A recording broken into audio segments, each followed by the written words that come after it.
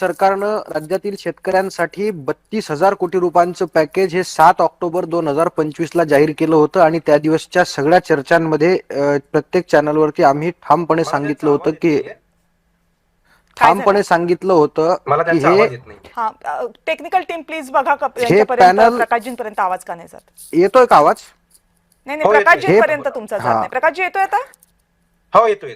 चल.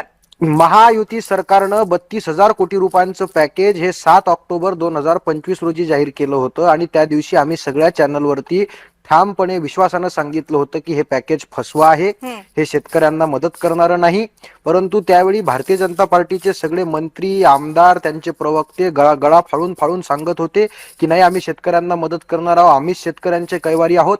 पण कविताजी, वस्तुस्थिती आज 2 महिने उलटून गेल्यावर सुद्धा 32,000 कोटी रुपयातले अर्धे पैसे सुद्धा पोहोचलेले नाहीत. 50% कमी म्हणजे 14,000 कोटी रुपये वितरित केल्याचं सरकार सांगते आहे. मुळात शेतकऱ्यांची अवस्था आता प्रकाशजींचं मी ऐकत होतो, त्यांनी सांगितलं की आम्ही तो रब्बीचा टप्पा 10,000 रुपये हेक्टरी तो पूर्ण केला, हे केला.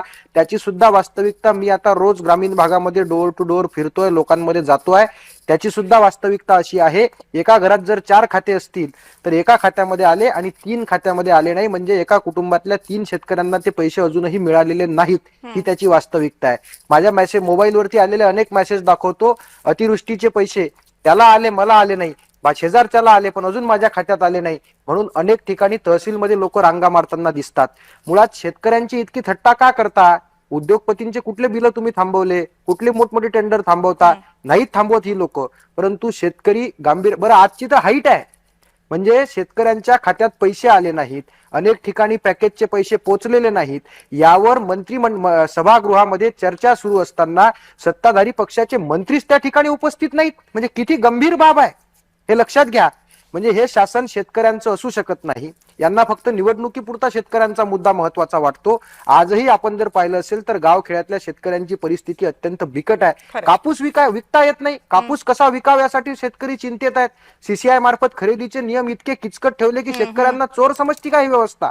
त्यामुळे या सरकारनं शेतकऱ्यांना आता अधिक फसवू नये. जे जाहीर केलेलं पॅकेज आहे ते पूर्ण देण्याची दानत तरी दाखवली पाहिजे.